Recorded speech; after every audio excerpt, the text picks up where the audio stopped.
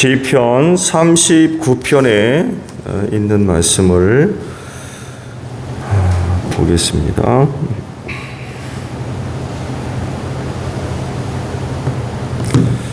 내가 속으로 다짐하였다.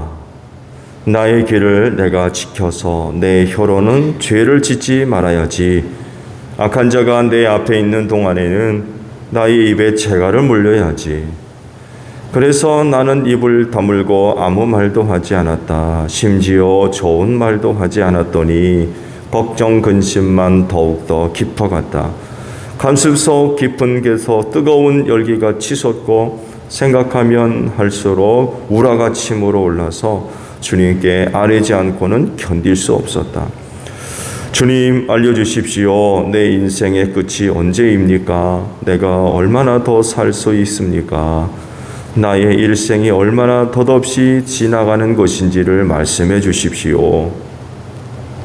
주님께서 나에게 한 뼘 길이밖에 안 되는 날을 주셨으니 내 일생이 주님 앞에서는 없는 것이나 같습니다. 진실로 모든 것은 헛되고 인생의 전성기조차도 한낱 입김에 지나지 않습니다. 셀라.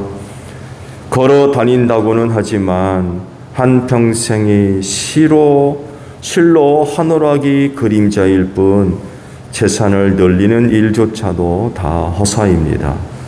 장차 그것을 거두어 드릴 사람이 누구일지는 아무도 모르는 일입니다. 그러므로 주님, 이제 내가 무엇을 바라겠습니까? 내 희망은 오직 주님뿐입니다. 내가 지은 그 모든 죄악에서 나를 건져 주십시오. 나로 어리석은 자들의 조롱거리가 되지 않게 해 주십시오. 내가 잠자코 있으면서 입을 열지 않음은 이 모두가 주님께서 하신 일이기 때문입니다. 주님의 채찍을 나에게서 거두어 주십시오. 주님의 손으로 나를 치시면 내 목숨은 끊어지고 맙니다. 주님께서 인간의 잘못을 벌하시고 그 아름다움을 좀이 먹은 옷같이 삭게 하시니 인생이란 참으로 허무할 뿐입니다. 셀라. 주님, 내 기도를 들어주십시오. 내가 부르짖음에 귀를 기울여 주십시오. 내 눈물을 보시고 잠잠히 계시지 말아 주십시오. 나 또한 나의 모든 조상처럼 떠돌면서 주님과 더불어 살아가는 길선과 나그네이기 때문입니다.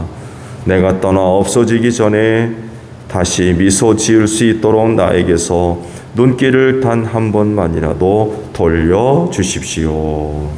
아멘. 오늘 아침은요, 7절에 있는 말씀을 함께 나누려고 합니다. 7절에 있는 말씀을 보면, 그러므로 주님, 이제 내가 무엇을 바라겠습니까? 내 희망은 오직 주님뿐입니다. 라는 말씀입니다.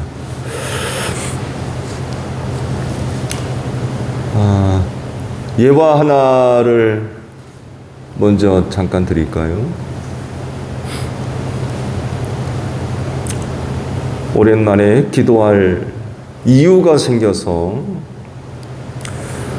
어떠한 성도 한 분이 새벽 기도에 참여했다고 그래요. 근데 뭘 어떻게 기도할지를 잊어버렸대요. 그래서 의자에 앉아 한동안 고민을 하다가 나온 첫 마디가 저기요, 이라는 말이었대. 이 저기요라는 말은 언제 사용하죠? 잘 모르는 상대를 부를 때에 저기요 라는 말을 씁니다.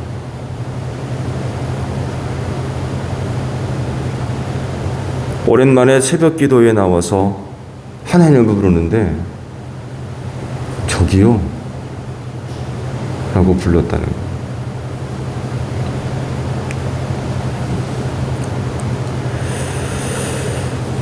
1, 2절의 내용이 바로 이런 내용이죠. 다윗이 의도적으로 기도하지 않으려고 했어요. 기도하지 않겠다는 거. 기도 안 하려고 했어요. 기도를 해야만 하는 사람인데 무슨 생각에선지 기도 안 하려고 그랬어요. 그 내용이 1절과 2절입니다. 말씀드린 대로 기도해야 되는 사람이 기도하지 않으면 어떻게 되겠어요? 결국 다윗이 그런 생각을 접고 기도하기 시작했습니다. 그러면서 나온 첫 내용이 인생의 끝이 언제이고 얼마나 더 살 수 있는지 알려달라고 기도를 해요.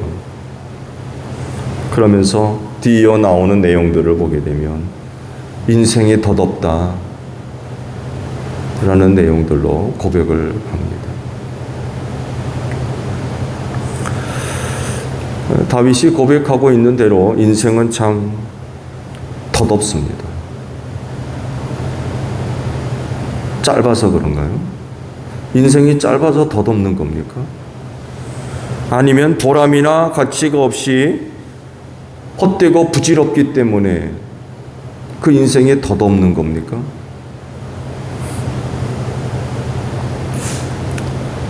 그럼에도 불구하고 많은 사람들이 인생의 덧없음을 이야기해요.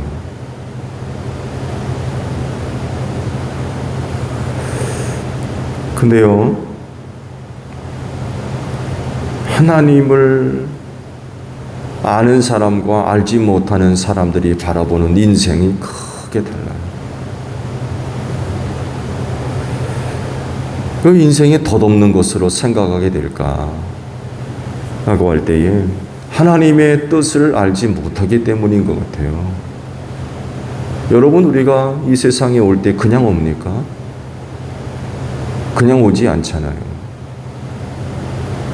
하나님께서 우리를 이 세상에 보낼 땐 당신의 뜻을 이루게 하시려고 이 세상에 보내잖아요. 근데 하나님을 알지를 못하니까 하나님의 뜻이 뭔지를 모르는 거예요. 삶의 의미, 가치, 이유, 목적을 몰라요. 이런 사람들이 보여주는 특징은요, 자기 배가 신입니다. 그러니까 자기 만족을 위해서 살아요. 그게 전부고 그거 제일이에요. 근데요, 여러분, 그런 생활의 결과가 뭐예요? 정말 덧없습니다. 허무해요. 공허하고. 자기 만족이면 다 될 것 같은데 절대로 그렇지 않습니다. 그리고 더 심각한 게 뭐예요? 하나님 없이 살다 보니까 죄 짓고 살아요. 죄가 뭔지도 모르고 자기의 삶이 하나님이 전혀 바라지 않으시는 그런 죄 짓는 생활인지도 모르고 살아요.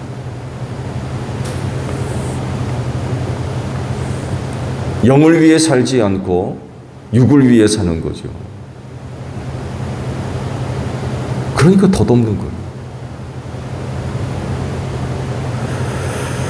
근데 하나님을 섬기는 사람들은 그 일생이 덧없는 인생이 될 수가 없어요. 왜냐하면 하나님의 뜻을 알기 때문에 그렇습니다. 그 뜻을 이루기 위해서 살기 때문에 그 인생이 덧없는 인생이란 있을 수가 없어요. 그래서 삶의 기쁨이 있고 만족이 있는 거죠. 삶의 가치와 의미가 부여될 수밖에 없죠.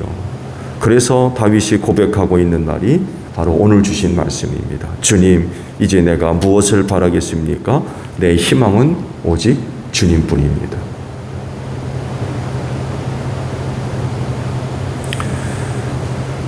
덧없는 인생이 하나님을 발견할 때, 하나님을 찾을 때 거기서 희망을 발견할 수 있는 거죠.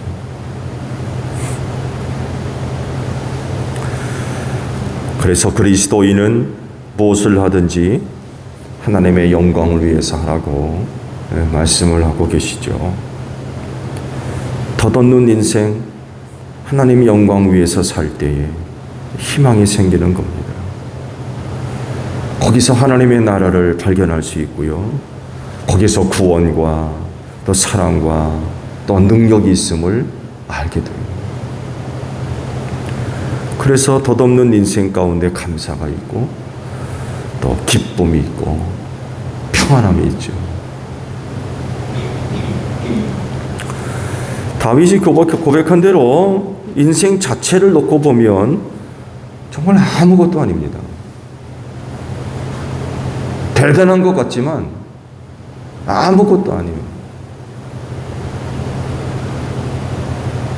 그런데도 불구하고 어떻게든 살아보려고 발버둥을 치고 있어요.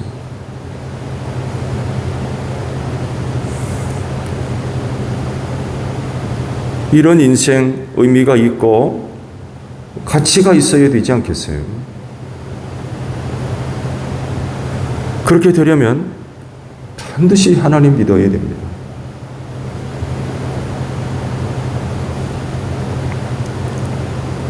그렇게 될 때에 그 한 사람의 인생이 달라지게 됩니다. 변화가 되는 거죠. 다윗의 고백과도 같이 주님에게서 희망을 발견하기 때문에 그렇습니다. 그럴진데 오늘 하루도 짧지만 사시면서 세상이나 혹은 사람으로 인하여서 낙심하지 마세요. 하나님 안에서 희망을 안고 사는 여러분들이 되시기를 바랍니다. 하나님은 자기를 믿는 자들에게 언제나 희망이 되어주세요. 여러분을 힘들게 하고 어렵게 하며 낙심케 만드는 것들이 뭔가요? 여러분 그 눈을 들어서 하나님을 바라보시기 바랍니다. 참 그런 것들은 우리를 힘들게 해요. 낙심시키고 힘들게 하고. 다윗과도 같이 하나님을 찾아야 됩니다. 그 안에서 희망을 발견할 수가 있습니다. 오늘도 이렇게 새벽 제단을 쌓고 하루를 시작하시는데 오늘 하루의 마감도 하나님을 바라보며 하루를 사시고 또 하루를 마감할 수 있는 여러분들이 되시기를 바랍니다. 그분이 주시는 희망이 여러분 안에 충만할 줄로 믿습니다. 주기도문 합니다. 하늘에 계신 우리 아버지, 아버지의 이름을 거룩하게 하시며 아버지의 나라가 오게 하시며 아버지의 뜻이 하늘에서와 같이 땅에서도 이루어지게 하소서. 오늘 우리에게 일용할 양식을 주시고 우리가 우리에게 잘못한 사람을 용서하여 준 것 같이 우리 죄를 용서하여 주시고 우리를 시험에 빠지지 않게 하시고 악에서 구하소서. 나라와 권능과 영광이 영원히 아버지의 것입니다. 아멘. 기도하겠습니다.